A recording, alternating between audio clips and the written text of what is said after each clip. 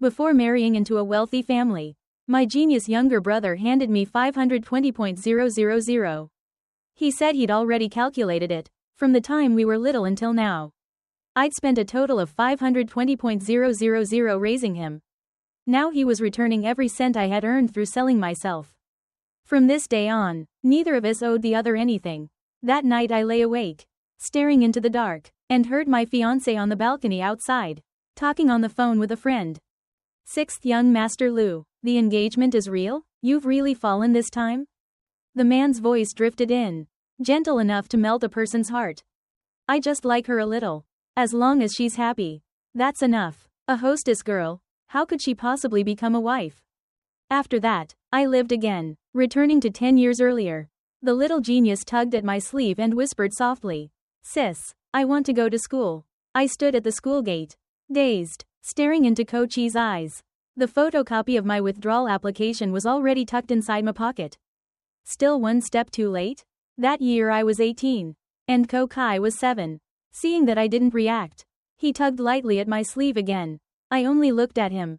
Looked at those eyes that were still innocent and clinging now. Yet 10 years later would hold nothing but coldness, cold enough to hand me a bank card with his own hands.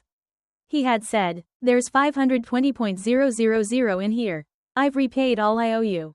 From now on, we're unrelated. Things like money and power that you like are too vulgar, they'll affect my thinking. Don't come looking for me again. Thank you." That same indifferent look, bored, contemptuous of everyone, including me. I'd always known I was ordinary.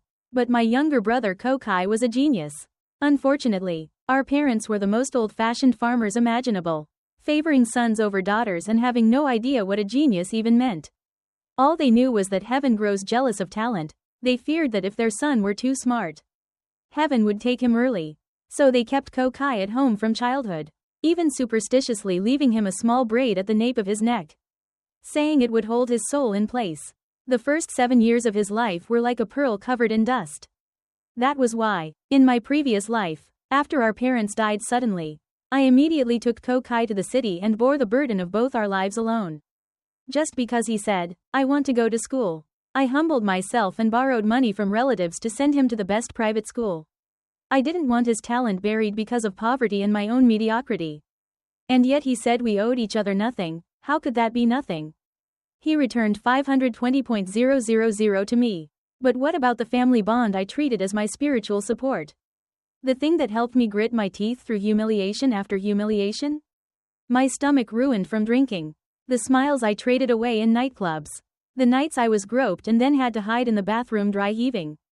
What were those 10 absurd, laughable years of my life worth? A life that could have belonged to me. Who would return it? But I forgot that Kokai was born perceptive. Even if he was only 7 now. Perhaps he sensed the violent turmoil in my emotions. The fingers clutching my sleeve stiffened, then slowly loosened. He stepped back, his long lashes drooped, and his whole small figure turned distant, like a pitiful child living under someone else's roof, cautious enough to make anyone who saw him feel guilty. I forced a smile. What was that saying? A white-eyed wolf never grows a tail. I remembered the day Kokai first met Luke Tongveen. That year Kokai was 16, at his most rebellious age, and my secret relationship with Luke Tongveen had already lasted 2 years. That day I was truly happy. I thought I was the luckiest person in the world. I had a genius little brother who was my only pride and hope. I also had a gentle lover who promised me a future. At last, I could bring the 2 people I loved most under the same roof. How blissful. The doorbell rang. I was in the kitchen with my hands full, so I told Kokai to open it. I waited nervously, expecting warm greetings, waiting to hear him call out, "Brother-in-law." But outside the door there was a frightening silence. I wiped my hands on my apron and walked out with a smile. "Why aren't you coming in?" I saw one tall figure and one small one standing face to face in the entryway. Neither speaking. The air had frozen. Luke Tongveen stood outside, posture straight as a spear, a large bouquet in his left hand and a black gift box stamped with a luxury logo in his right. On that familiar gentle face flickered a rare trace of shock and unease. Kokai, half a head shorter than him, stood blocking the doorway in his neat school uniform like a pine tree. He didn't move aside, didn't speak, his gaze fixed on Luke Tongveen, cold and sharp, almost hostile. Why? Unease clenched my heart. "Baby," Luke Tongveen was the first to see me. The surprise vanished at once, replaced by tenderness. This is Kokai. Kokai suddenly cut him off stiffly. Ko-diem, is this your boyfriend? He turned to me, mocking without courtesy. I thought your taste was better than this. Do you even know his words stopped abruptly. He frowned, then finally let out only 2 words. Forget it. Clearly he felt explaining things to someone with an IQ like mine was too troublesome. After that, Kokai completely ignored Luke Tongveen, walked straight to the sofa, picked up his German book, and isolated himself from us. The smile on my face froze, the unease in my chest grew clearer and clearer. Yet Luke Tongveen seemed unaffected. He stepped in front of me and handed me the flowers and gift. Happy anniversary, baby, I love you. He bent slightly and kissed my forehead. From the sofa came a sharp tearing sound, the noise of a page being ripped apart. Sis, what's wrong? Why aren't you saying anything? The little boy with the tiny braid at the nape of his neck couldn't stand the silence. He tugged my sleeve again, this time unmistakably anxious. Don't you want me to go to school? I snapped out of the memory and looked at him. He was still as he was in my recollection, clean and fragile like a blank sheet of paper. Unfortunately, my heart had already been stained black by the ink of the 10 years to come. It could never return to its former purity. White-eyed wolf. The phrase surfaced again. I've been reborn, so what for? To raise him all over again? To give him another chance to tear off another piece of my heart? You can go to school, I said. Kochi's eyes lit up instantly. But I didn't stop. You can go back to the town and attend the public school like I did. His gaze dimmed at once. But sis, I heard there's an international private school in the city with better teachers. I know, but we don't have money or power. I cut him off bluntly. In his world right now, those 2 words, money and power, were probably as vague as clouds. Maybe even 10 years later, for a genius like him, they'd still be nothing but vulgarities. Who was to blame? Me, who had tried to build him a spotless paradise even while standing in mud and filth. Kokai, you're very smart, so think about this for me. I crouched down and looked straight into his eyes. If right now, for your sake, I dropped out of school and went to work in a nightclub to earn money as fast as possible. Pouring drinks, smiling to please people I hate, using that money to send you to the best school, and later you became a brilliant talent admired by everyone, what would you do? I couldn't hold it back. My rebirth had come too perfectly. And too suddenly, so fast I hadn't even had time to ask the person I truly should question, why? 7-year-old Kokai froze. As expected, even a genius couldn't fully understand such things. He only caught a few words that made him uneasy. Smiling to please people? Who are you smiling for? For people I hate, I said, enunciating each word. His face turned pale instantly. He pressed his lips together, lowered his head, then suddenly looked up at me. Then I won't study anymore. His voice was urgent and loud. I won't study. I don't want you to have to smile at people you hate. I stared at him. In my previous life, Kokai had never said anything like that. He had simply accepted everything I gave him in silence. Then calmly stepped on my flesh and blood to climb higher. You won't study? I repeated. If you don't study, you won't get into the university you want. Won't enter the lab you dream of. Won't become the genius everyone competes for. Is that really okay? Kokai was stunned speechless. He stood there, for the first time not knowing how to answer. After a long while he finally found his voice again. No longer ringing but thick with tears. I don't know, but I don't want you to be unhappy. The little boy lifted his head, tears slipped from his thick lashes. His voice growing smaller, unable to hide the hurt. Sis, just now you were really scary. I didn't know how to respond to that. So I ran. I left Kokai in the guardroom at the school gate and dashed inside. Rushing straight into homeroom teacher Tun's office and throwing my arms around her waist. Ma'am, I was wrong. I don't want to withdraw anymore. I want to study. She jumped in surprise, still holding my withdrawal application in her hand, clearly about to take it to get signatures and the official stamp. Once that red seal came down, it would all be over. Everything that happened after that blurred into my tears. I clung to Ms. Tun, who was about my mother's age, like I was clutching a life-saving straw, and in one breath I poured out everything, our parents' deaths, the hardship of our circumstances, all the humiliation and helplessness I had gritted my teeth through in my previous life. Never daring to confess to anyone, spilled out this time. Back then I hadn't dared speak because I was afraid of being looked down on. Even more afraid of being pitied. Now that I had lived once already, there was nothing left to fear. Ms. Tun's expression shifted from disappointment and irritation to helpless sympathy. All right, don't cry. The hand that had meant to push me away finally settled on my back, patting gently in comfort. This withdrawal form, I can pretend I never received it. But there's something I have to make clear to you. A few days ago some students reported that they saw you at certain places outside school at night, places you shouldn't be. Her voice turned stern again. Codium, I'm not asking whether that's true. I'm telling you, if you still want to study here, you must cut off completely from those places. Our school doesn't accept students like that. Do you understand? I froze. In my previous life, just to be safe, I really had gone to interview at a nightclub and paid a 1 yuan deposit before coming to school to process my withdrawal. I hadn't expected anyone to see and report it to a teacher. No wonder Ms. Tun had been so cold when handling my paperwork. And the school's procedures had been unusually fast. They must all have thought I'd willingly sunk into corruption, that I'd already given up on myself. I hurriedly looked up and promised again and again. Sincerely. Only then did her expression soften. Though she still didn't tear up the withdrawal form. She set it on the desk in front of me. Fine, I'll choose to believe you. But what happens next depends on your behavior.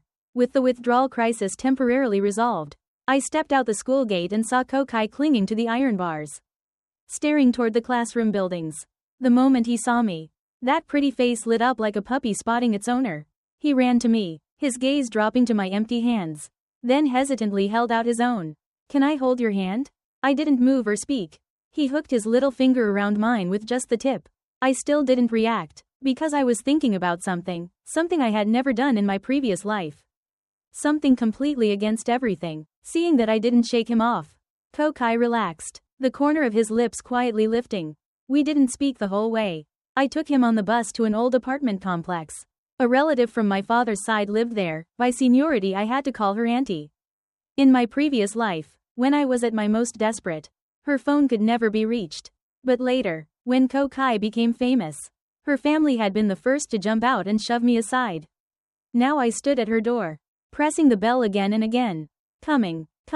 Geez. Ringing like you're summoning ghosts at noon. The door opened. Codium? What are you here for? Auntie, I'm not here to borrow money. As I spoke I pushed Kokai forward. I have something to do. Let him stay with you a few days. I'll pick him up soon. Huh? Why should I babysit for you? She looked him up and down with disdain. That gloomy face of his is bad luck just to look at. No.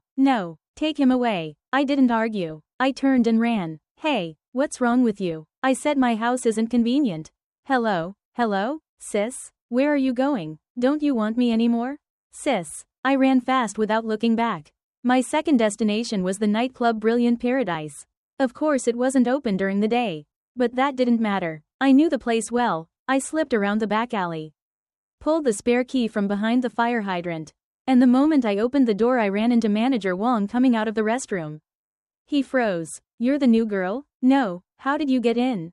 I went straight to the point and bowed deeply. I'm sorry, Manager Wong. I lied before when I said I was 20. I'm actually still a student. I've thought it over. I should go back to school. Could you return the 1 yuan deposit?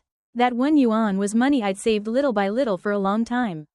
It was also my last money. Honestly, I only expected to get 500 back. That would at least give me something to work with. But 10 years of experience told me that if you wanted half, you had to ask for all first. Only by raising the price did you leave room to bargain.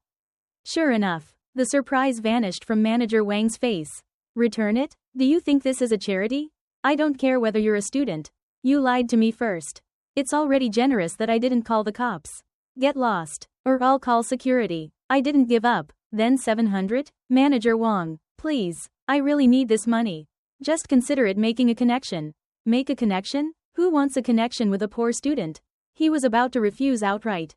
But his eyes slid over me from head to toe, lingering on my chest and legs. The greed in them made his tone suddenly change. But then again, I get it. Girls like you must have family trouble to come here. How about this? Come tonight for one shift. No need to drink with clients. Just stand there and be a flower vase. I'll return your deposit. I hesitated. The deal sounded good. Just stand one night and get all my money back. But I had just promised Ms. Tun I'd cut ties completely. Manager Wong lowered his voice, looking mysterious. Truth is, little sister, we've got a VIP tonight. The whole floor's cleared just for him. Think about it, if you're lucky enough to catch his eye. Why bother reading those useless books? One leap and you could become a rich man's wife. Deal? At last I nodded slowly. Mockery and contempt flashed in his eyes. But I didn't care, because I had a vague guess who tonight's big shot would be. Luke Tong Veen. Just as Manager Wong said, tonight I didn't have to drink with anyone. I only had to stand there like a decorative vase. Not because his conscience suddenly woke up and pitied me, but because it wasn't even my turn to pour drinks. At Brilliant Paradise, the hostesses used stage names and were called princesses, while the male attendants were called young masters, all working by rank. But tonight every princess and young master seemed to be present, gathered more fully than ever before. Not only were they all here, each one was exquisitely made up, faces perfected to their most delicate beauty. Clearly Manager Wang's speech about being noticed by a tycoon hadn't been meant only for me. I lowered my head to glance at the white dress he'd given me, then swept my gaze through the crowd until I found the person I wanted, a girl in a sparkling sequin slip dress. I slipped through the people and handed her a tissue. Sister Tiu Tui, your blush is a little heavy. The girl with the stage name Tiu Tui paused, looked me up and down, then pulled out a mirror. Oh my god, what is this? My cheeks look like a monkey's butt. She immediately took the tissue. Thanks. This new mirror's lighting is brutal, stay away from it. I couldn't help smiling. Okay, it was the first time since being reborn that I'd truly smiled from the bottom of my heart. Tiu Tui was 2 years older than me and had always felt like an older sister. In my previous life we'd been close. After fixing her makeup she casually hooked her arm through mine. Grinning, I remember you. You're the girl who came to interview. Right? First official day working? Nervous? Her arm was warm and strong. For a moment I almost forgot I had been reborn. I shook my head and couldn't help telling the truth. Not officially working, I told the manager, just tonight. To get my deposit back. Then I'm leaving. I still have to go back to school. Tiu Tui froze. The smile on her face faded at once. And her arm slipped off mine. Oh, she said coolly. Instinctively I reached to hold her hand. Sister Tiu Tui, don't call me that. She shook me off. Expressionless. Miss Noble College student, don't stand here taking up space doing nothing. It's an eyesore. I paused, slowly lowering my hand. Seeing that, her voice turned sharper. Well, the tycoon's not even here yet. Who are you pretending to look pitiful for? No wonder you're wearing white, playing the innocent little flower. Someone beside her snorted, pretending to be pure. Huh? You think rich men are idiots? If they want a good girl, why come to a nightclub? Haha, we're all women here. Who doesn't understand that little scheme? Just trying to stand out so the tycoon notices you at a glance. Right? I stood there with my head lowered, staring at the tips of my shoes. Ahem, the guests are arriving. Get ready. Manager Wang's cough cut through the laughter. Everyone's bodies tensed instantly, they put on their most alluring smiles and turned toward the entrance in unison. Only I kept my head down. Unmoving. Yes, even after living once already. Who wouldn't understand my little scheme, especially in front of Luke Tong Veen? A man who could act heartlessness into devotion. Who could turn, I just like you a little, into, I love you. The most clear-headed, the coldest, the most ruthless of all. I didn't know when the blaring music in my ears had stopped. The crowd ahead seemed to part to both sides under some invisible force. I vaguely heard Tiu Tui suck in a sharp breath. Only then did I slowly lift my eyes. In front of my line of sight was a pair of polished black handmade leather shoes. They stopped less than a step away from me. A low, husky voice, gentle enough to make a person tremble, sounded beside my ear. Baby, you don't want me anymore? The noise vanished. Everyone held their breath, staring at the unbelievable scene before them. I stiffly raised my head. The man stood against the light. Everything around him blurred into background. He was tall, his handsome face carried a sharp, aggressive edge, high brows, a straight nose bridge, thin lips that gave off a cold impression.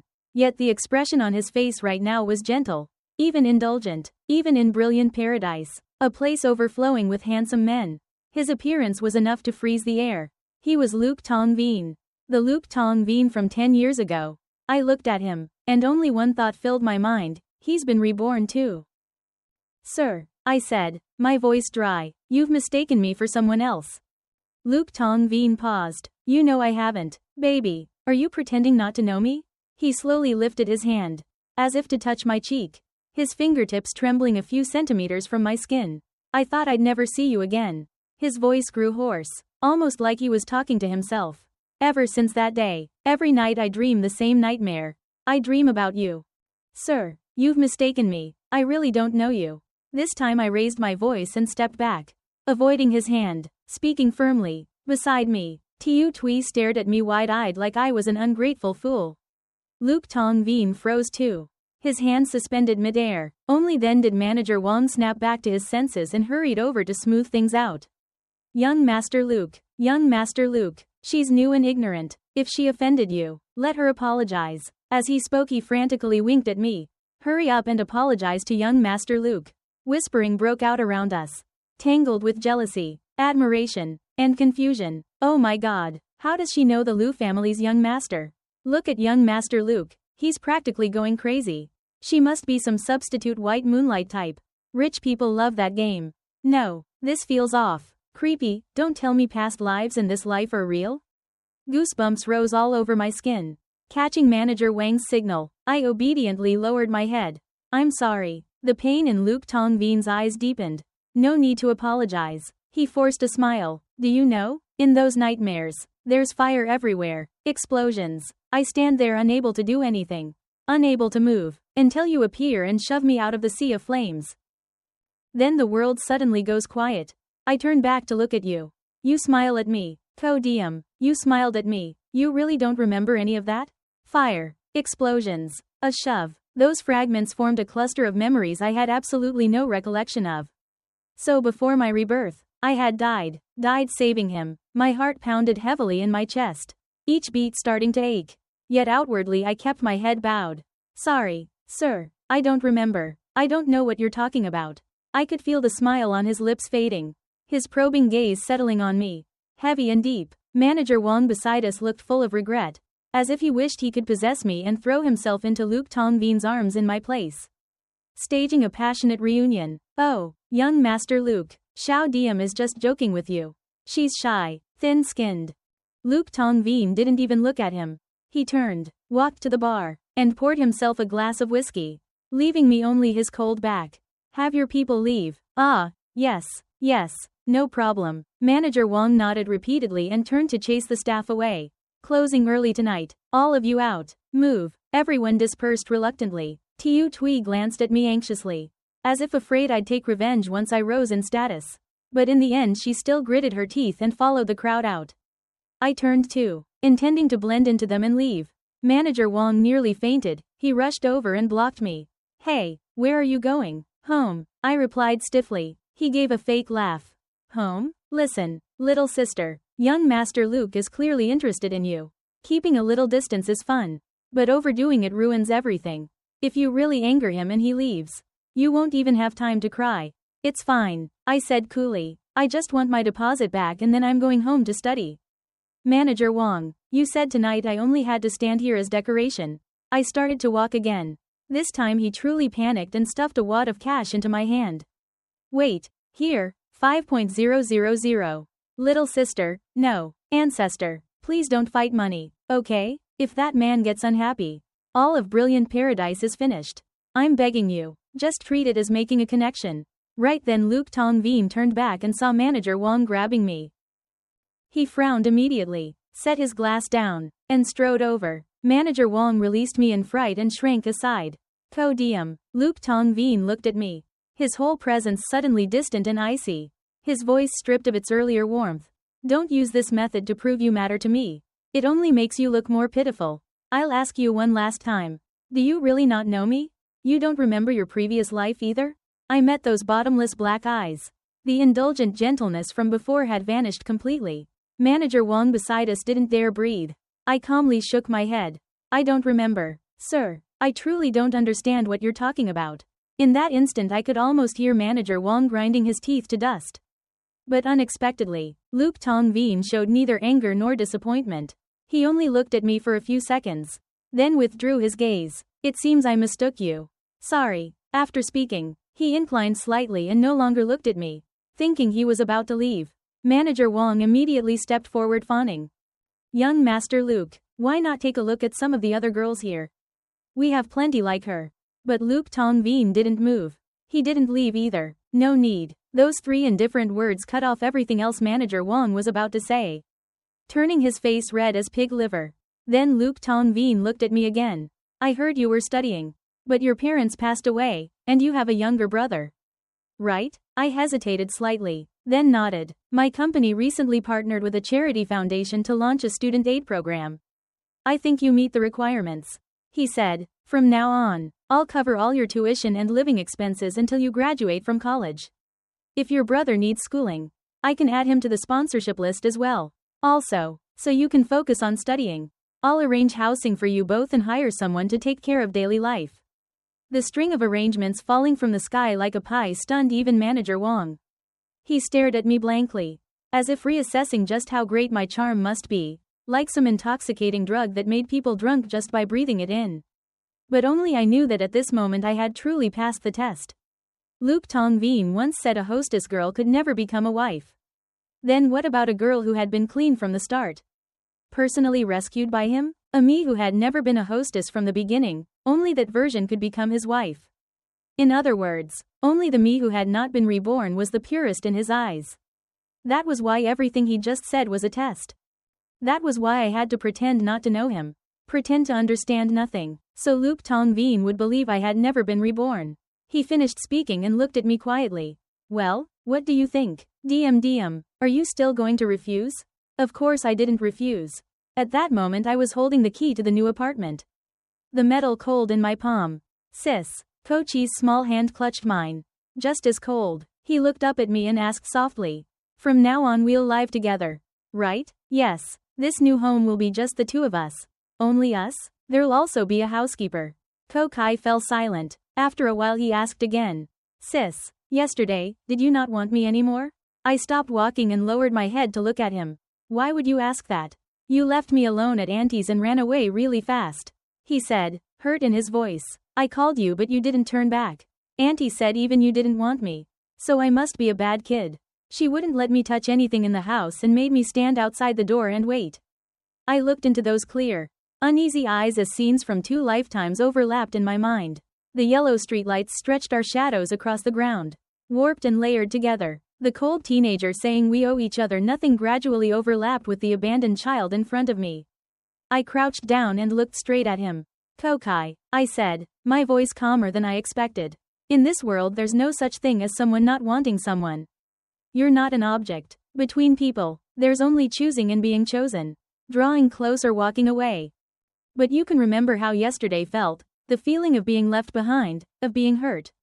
Kokai nodded, half understanding, half not. He lifted a hand and gently wiped away the tear that I hadn't even realized had slipped down the corner of my eye.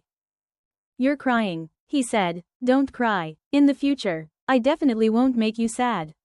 I pressed my lips together and smiled. I know you're very smart, smarter than anyone. Seeing me finally smile, his eyes lit up and he smiled too. I tightened my grip on his small hand, which had gradually warmed, and continued, then Kokai, teach me to study. Before I was reborn, I dropped out in 12th grade. A week after the college entrance exams ended, I was still at Hoi Hoang Myeonjeon pouring drinks. What are you pretending to be pure for? Didn't you come here to sell yourself? Calling you tonight is giving you face. When that drunk client pinned me down on the sofa and tried to tear my dress. It was Tiu Tui who kicked the door open. She smashed a bottle and used the jagged glass as a weapon, forcing the man to back off. Then dragged me out. She even told Manager Vaughn that I'd been badly frightened and couldn't work for the next few days. So he should give me paid leave. Those nights I sat in the smoke-filled staff lounge from dusk till dawn. I didn't cry, didn't speak, until morning came. That's why, even now, I still roughly remember the exam questions from that year. The next day, I used the 5 yuan Manager Vong returned to me to buy every mock college exam paper on the market, plus real exams from previous years. Over the following days, aside from school, eating, and sleeping, every second of my time went into working through those papers. After finishing them all, I took out blank sheets and, based on vague memories, tried to reconstruct similar question types and key topics, writing down whatever I could recall. In the end, I managed to piece together a predicted test for this year.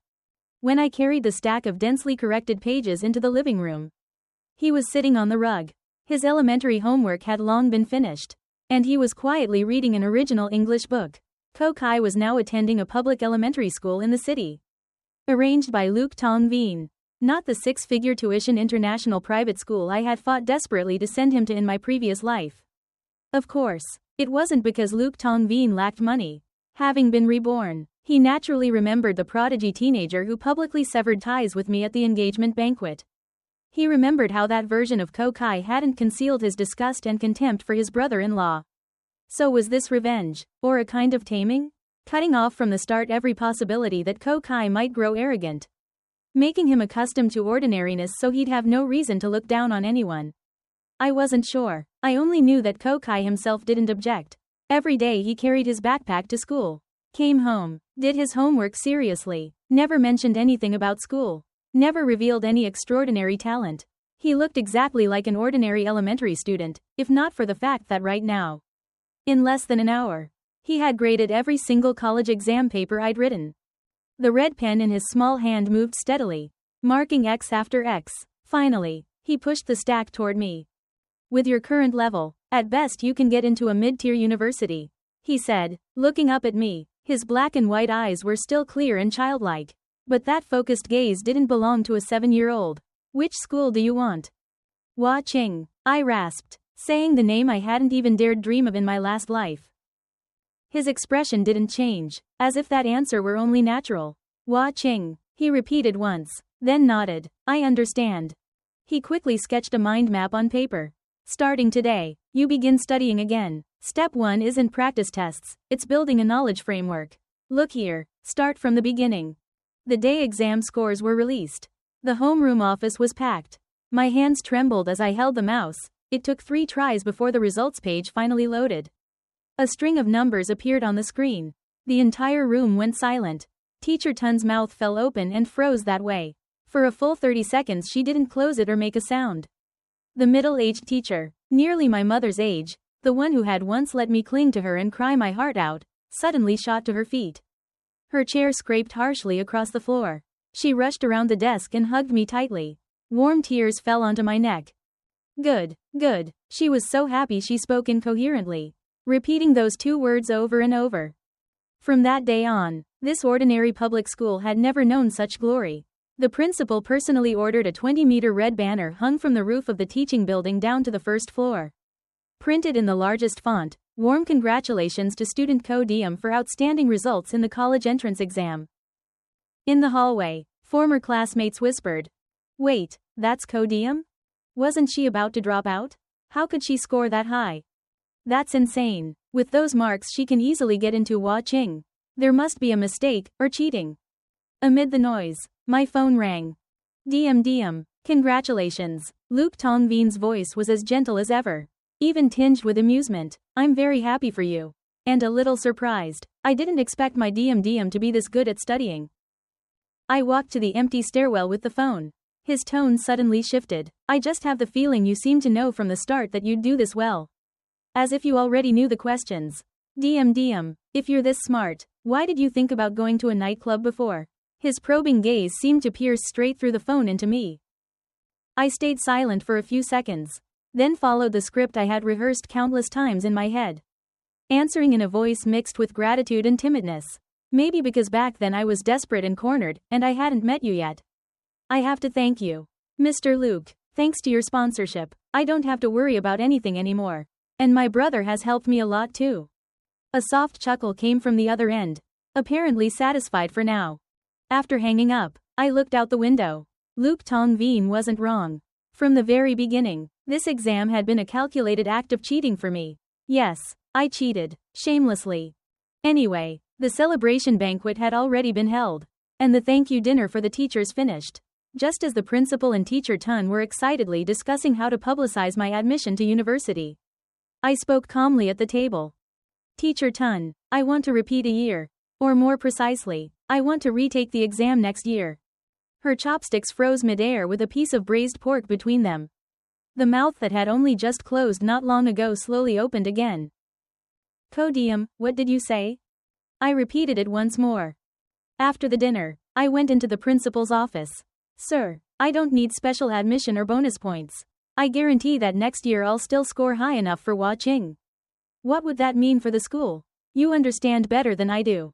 University acceptance rates, top school acceptance rates, reputation, better student sources, policy favor, education funding. It'd be enough to elevate this school's standing for years. That value far exceeds simply sending one student to Hua Qing. In fact, something like this already existed on the market. They were called college entrance exam mercenaries. The principal looked at me. His expression complicated. Then what do you want? Student co? 150 yuan, I said, a one-time scholarship bonus for the honor I bring the school. And just like that, the deal was struck. When I returned to the apartment that day, Ko Kai was sitting at his desk. He wasn't doing homework or reading, as if he'd been waiting for me. She called you? He asked. Yeah, our sponsor, Luke Tong Vien. What exactly is your relationship with him? My motion of changing shoes paused. Then I answered quickly, just a kind philanthropist. He slid off the chair and walked over, tilting his head up at me. Eyes clear. I'm young, but I'm not stupid. If there were really that many kind philanthropists in the world, you wouldn't have gone to interview for a hostess job at Hoi Hoang Nyanjian before. I wasn't surprised by his bluntness, because every one of those harsh truths was something I had personally taught him bit by bit.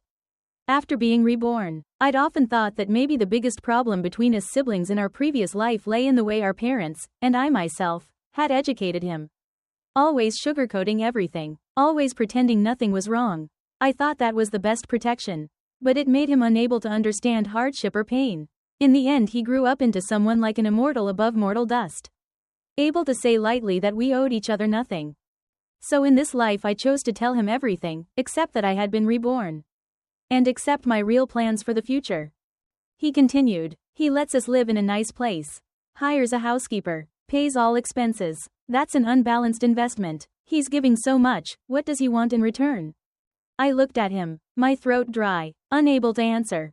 What he wants is you, right? He stared straight into my eyes. He likes you, doesn't he? I said nothing. Yesterday he came to the apartment looking for you. But you weren't back from school yet. He picked up this photo and looked at it. He pointed to the picture on the shoe cabinet. It was from the first day we moved in. The housekeeper had taken it for us. He didn't sit. He just stood in the doorway holding the photo, staring at it for a long time. I don't like the way he looks at you, Ko Kai said. My gaze dropped to the picture. In it I wasn't smiling. And Ko Kai was clutching the hem of my clothes.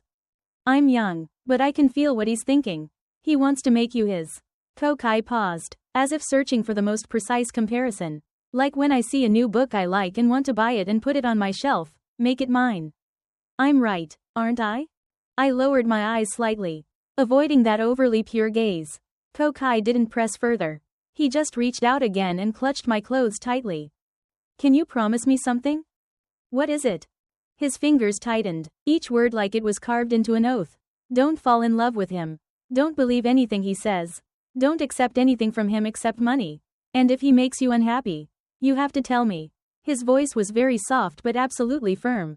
After that, wait for me. Wait until I grow up. When that time comes, I'll pay him back every cent. From then on, we won't owe him anything. 3 years passed. I took the college entrance exam 3 times. The first time I got 150 yuan from the principal as a scholarship reward. The second time 250.000. By the third time, the number had become 520.000. The principal's reaction changed too. From beaming with joy at the beginning and making 80 phone calls a day to brag everywhere, to calmly sipping tea when I handed him my score sheet later on, then taking 2 steps outside and having the sole of his shoe fall right off. After the third time, Teacher Tun looked at me with a complicated expression and advised, Xiao Diem, maybe you should stop studying. Huh? She hurriedly waved her hands. I mean, maybe you should go to college. I really don't have anything left to teach you. Then, just like 3 years ago, she rubbed my head like a mother. Go see the world outside.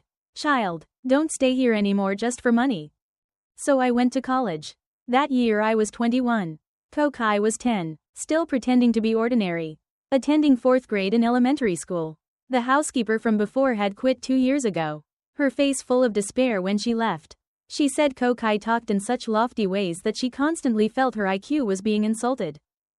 The new housekeeper was someone I personally invited, Lee Thoi Thoi, who was actually Tiu Tui from Hoi Hoang Nyan Jian. When I found her, she'd just finished arguing with a client and was squatting in the back alley smoking. Through the hazy smoke, her heavily made-up face looked exhausted, and there was a faint bruise hidden along her cheek. When I told her my offer, she looked up at me, paused half a second, then sneered and flicked her cigarette butt to the ground, crushing it with her toe. Well, if it isn't our top student. Climbed high already, huh? Came all the way back to this mud pit just to show off? Or did you eat too much luxury and come to humiliate me? I ignored the sarcasm and stated my terms directly. Triple market salary, full insurance, room and board included, transportation covered, holiday bonuses, year-end profit sharing. Lee Thoi Thoi. Silence hung in the air for a long time. Then she slowly straightened up and dusted herself off. Go on, keep humiliating me, I'm listening, don't stop. Right then I pushed open the door and walked inside. Lee Thoi Thoi was whistling, folding one of my hoodies into a suitcase. There, I packed everything for you. As for little Kai, don't worry, as long as I have food to eat, he won't go hungry. She lowered her voice. Oh right, that sugar daddy with the last name Luke came looking for you again. I froze. He told me to tell you he's waiting in the basement. When you get back, he wants to take you somewhere. Thoi Thoi curled her lip. Be careful, the way he looks at you is like a wolf looking at meat. 3 years and it hasn't changed. I gave a soft and headed downstairs. With one glance I saw the black Maybach parked in its private spot, and Luke Tong Vien leaning against the car door. He wore a charcoal gray suit, back turned to me, apparently on the phone. The basement was very quiet. I walked closer softly. Oh, can't hide the beauty anymore. Young Master Luke, finally bringing your treasure out tonight for us to see? I stopped in the shadows behind a concrete pillar. She's not some hidden treasure, he replied calmly. Not hidden? You're still treating her like glass. Aren't women all the same? Do you really need to go that far? Luke Tong Vien lowered his eyes for a moment, as if smiling faintly. My DM is different. Oh, different how? Studded with diamonds? Yes.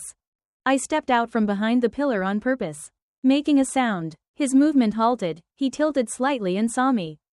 Get lost. He cut the call decisively, turned, and faced me. DM, he called. His tone intimate and gentle like every time we'd met over the past 3 years. He opened the passenger door for me. Come on, I'll take you to celebrate, and introduce you to my friends. From now on they should call you sister-in-law. I didn't move. Luke Tong Vien, I said, calling him by full name. You've always had a fiancé, haven't you? The smile on his face froze. The hand holding the car door stopped midair. I continued calmly. Your families are old acquaintances. You grew up together, childhood sweethearts. The marriage was arranged long ago. It's the most evenly matched alliance possible. So even if right now you each play your own games, in the end you'll still marry. His fingers tightened, then loosened. Finally he withdrew his hand and slammed the door shut. You know. I nodded. Yes. In the end, I knew. Knew why. In my previous life, when Ko Kai met him at Huyan Quan, he reacted like that. With his reputation as a genius teenager, Ko Kai must have attended formal events before. He must have met Luke Tong Vien, and seen him hand in hand with that legitimate fiancé. Seen the boyfriend of his sister laughing happily beside another woman like a perfect pair.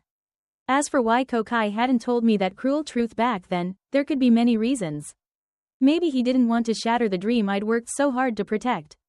Maybe he didn't want to see me heartbroken. Or maybe he thought I was already too deeply trapped. That telling me would only hurt me more.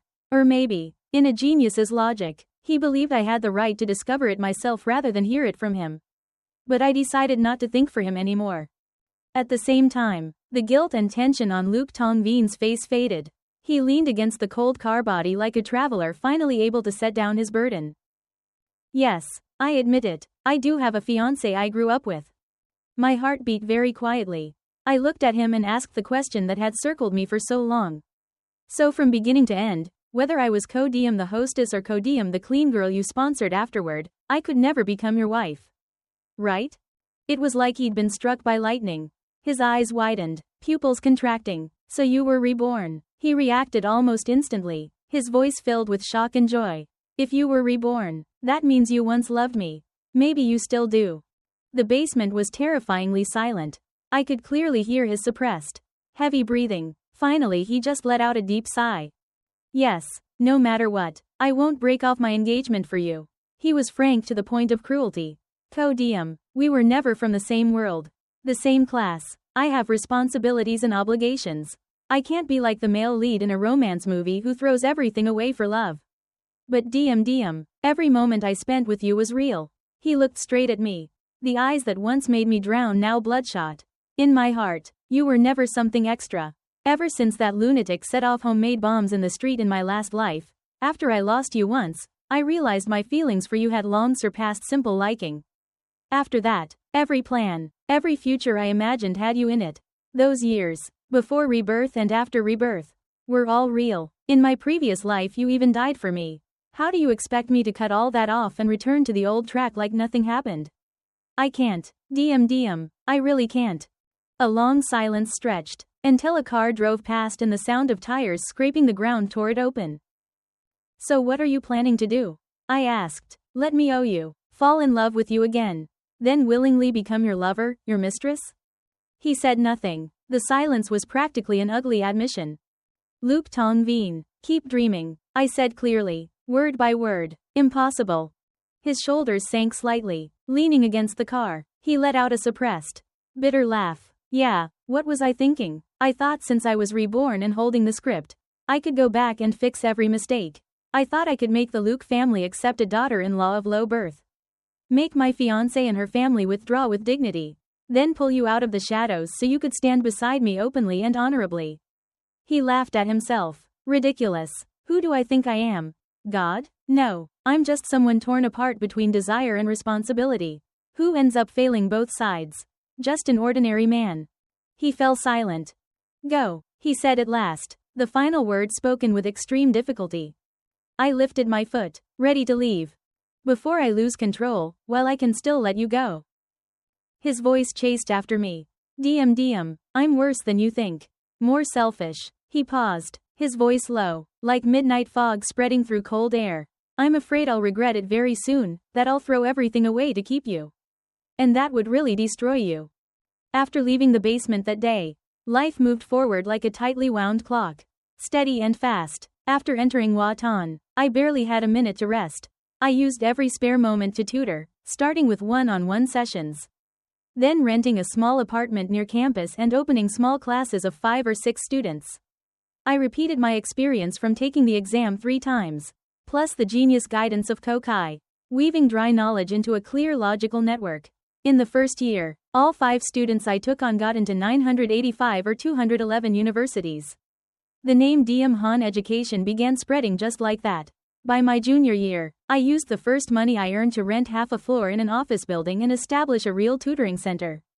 Starting a business was exhausting, staying up nights writing proposals, seeking investment, dealing with all kinds of people. There were moments when I felt like I'd returned to Hoi Hoang Nyan Jian, wearing a mask and smiling at everyone. But the difference was that this time I smiled for myself, and behind me there was no longer a bottomless pit that needed me to sacrifice everything to feed it. When the center stabilized, I used part of the profits to establish a small scholarship fund called Zan Dao, dedicated to supporting girls from poor backgrounds who longed to change their fate through education. I interviewed each one personally, saw the same light in their eyes that I once had, and told them, go study, I'll handle the money.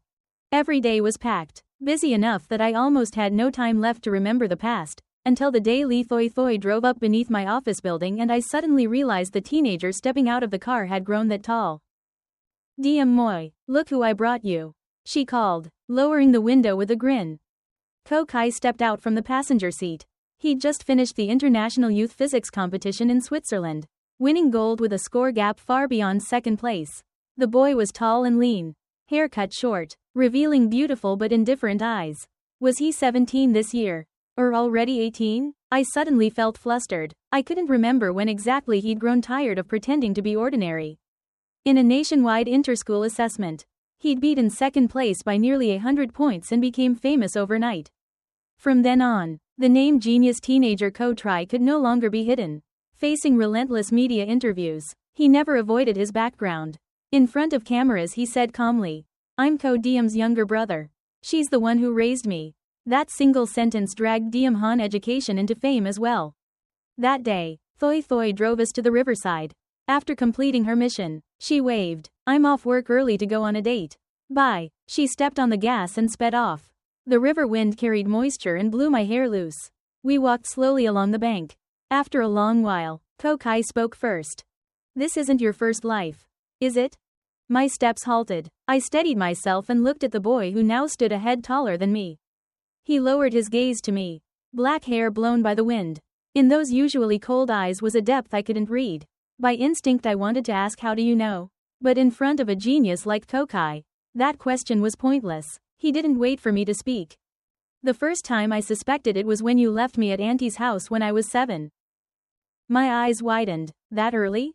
You changed too much." The corner of his mouth curved into a faint smile. "A little cold. A little helpless. One day you were a sister who couldn't wait to offer me the whole world.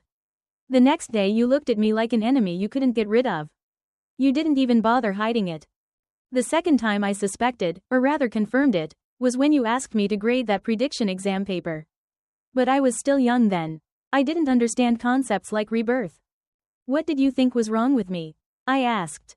He thought for a moment. "At the time, it felt like you were standing there dreaming a very long dream. Before the dream, you couldn't wait to dig out your own heart and drain your blood to exchange for my future. After you woke up, you finally saw yourself. And I became something you could have or not have, it didn't matter." The river wind blew past, far away. The sun sank into a streak of orange-red. "Do you blame me?" I asked softly. "At first, definitely," he answered without hesitation. "For 1 or 2 years I lived in fear. I didn't dare be too smart. Afraid you'd see I didn't need you. I didn't dare be too stupid. Afraid you'd see me as a burden. But more than anything, I was afraid you'd abandon me again. I started asking questions I couldn't control. Because I knew you weren't cold-blooded. Whatever could change you that much must have been something terrifying." He stopped walking and looked at me. "So can you tell me what happened before you were reborn?" I thought for a moment. The humiliation and pain from 10 years ago seemed blurred now. I told him everything I still remembered. My voice calm as if narrating someone else's story. Kokai listened silently without interrupting. His expression shifted from calm to heavy, his lips pressed tight. Jawline rigid, hands sliding out of his pockets and clenching into fists. Veins rising. When I mentioned the 520.000, his body swayed slightly. When I finished, he said, "I think I understand. The version of me in that timeline was too arrogant, a monster raised in a sterile environment. Lifted too high by you and by the world's praise. He must have thought you got entangled with Luke Tong Veen for money and status. That even knowing he had a fiancé, you still willingly became the third party. In his eyes, you were degrading yourself. So he wanted to cut ties. He even deliberately converted family affection into 520 yuan to repay you. Thinking himself clear-headed, using humiliation to wait for you to repent. But the one who should have reflected was that self who'd never suffered. He didn't even bother investigating. Didn't ask you a single question. Didn't know you'd been deceived too. Truly disgusting. So even though that was me, I can't defend him." A train horn sounded through the dusk. After dissecting his past self, Kokai asked me in a voice almost breaking, "Do you blame me? Do you hate me?" His voice was hoarse from restraint. "At first, definitely," I replied, borrowing his answer. "Now, I don't know. I haven't thought about it for a long time. A Schrödinger-style answer. Maybe I hate you. Maybe I don't. Depends on my heart." His cold eyes were now rimmed red. Glistening. I laughed. "Apologizing now is way too late. Before, I even thought if in this life you still grew into a cold, ungrateful wolf, I'd give you 52 yuan as New Year money and cut you off forever." This time his tears really fell. He covered his eyes, voice muffled. "Don't scare me. The me in this timeline is sensitive and timid." I was about to laugh loudly when the corner of my eye caught a familiar figure. Luke Tong Veen. Kokai noticed too. He lowered his hand, the tears vanished instantly. Luke Tong Veen stepped through the riverside willows and approached. After a few years apart, time seemed to have favored him, less of his youthful sharpness, more steadiness. But beneath his chin was faint stubble, and dark circles shadowed his eyes. Before he could even get close, Kokai stepped forward and blocked me, cutting him off. "Some things belong in the trash," he said coldly, "but some refuse to stay there and keep crawling back to pollute the environment. The two tall, striking men faced each other in the evening wind, one youthful and sharp, the other mature and worn. I didn't need either of them. I stepped out from behind Kokai and stood beside him, then looked at the man in front of me. Mr. Luke, do you need something? He just stared at me as if I were the only thing left in the world. She and I broke off the engagement, he said hoarsely. I raised an eyebrow but said nothing. Beside me, Kochi's expression tightened with unease. I told her everything, he continued with a self-mocking laugh. About me, about you, even about my rebirth. She thought I was insane. Didn't want to marry someone with mental problems. Was afraid it would be passed down to our children. In the end, the Luke family agreed to cancel the engagement. After that came a lot of trouble, our family's stock, our reputation, huge business compensation, and my father planning to cut ties with me. He took a breath. But it doesn't matter, because I really don't want to let you go. DM. From the first day I met you, I knew I shouldn't get close. You were too good, like a sunflower even in a nightclub. Reason told me to stay away, but I couldn't control myself. I was greedy and selfish, enjoying your love while not daring to give up the chains of responsibility. And in the end I hurt you the most. He swallowed. But DM, I don't regret meeting you. You gave me the most beautiful love. Something I was so addicted to I forgot who I was. I know I lied to you and lied to myself. I thought everything was only temporary. That I had a plan and it would all be fine. But I never imagined how much humiliation you'd have to endure before my plan succeeded. I only thought of myself. I was a coward and selfish. I'm sorry. DM, truly sorry. The apology that came 2 lifetimes late finally left his mouth. I listened, then nodded. Okay, I accept your apology. His eyes lit up uncontrollably. Kokai frowned, but he didn't look at him. He stepped forward, voice trembling. DM, can we start over? I cut him off with a sigh. Accepting your apology doesn't mean I love you. We're both adults. Love doesn't come back just because of one apology. He froze. The joy on his face shattered piece by piece until only gray bewilderment remained. The river wind lifted the hem of his expensive coat. Then, DM, he nearly pleaded. As a farewell, can you let me hug you once? Just once. No, I answered without hesitation. Silence. A sound between a gasp and a bitter laugh slipped from his throat. So miserable even he seemed startled by it. Only then did Kokai let out a breath. Hands in his pockets. His teenage voice defiant. Sorry, Mr. Luke, but my sister is currently the founder of DM Han Education and the Zon Thou Fund. She's in the middle of building her career and declines being tied down. Snow fell through the entire night, covering the world in pure white. He didn't get out of the car. He only lifted his head, his gaze passing through the windshield toward the parking lot exit. There, on a giant electronic screen, an interview was playing. Beneath it ran a line of bright white artistic text: Solitary Island, solo exhibition of young artist and philanthropic educator Ko-Diem. The screen was huge, big enough that he could clearly see her eyelashes lowered slightly in the calm, distant curve of her lips. She stood there as if she herself were already a world, an entire island. Complete and abundant, needing no one to step inside. I used to think loving someone meant lowering myself into the dust and letting flowers bloom from there. Now I understand flowers can't bloom in mud, they only turn you into mud as well. So to me, a solitary island isn't a sad concept. It's a world entirely under your own command. There you can decide the weather, decide the seasons, decide when night falls and when morning comes. You don't need to depend on anyone, and you don't need anyone to define you. Alone, but not lonely, truly happy. When someone really decides to leave, it turns out there isn't any sound at all. He breathed out, fogging the glass, then used his finger to slowly write a name stroke by stroke across the mist. Ko-Diem. Outside the window, the sunlight had already grown brighter. That's the end of today's story. If you enjoyed it, please like the video, subscribe to China Story Tales, and stay tuned for more stories.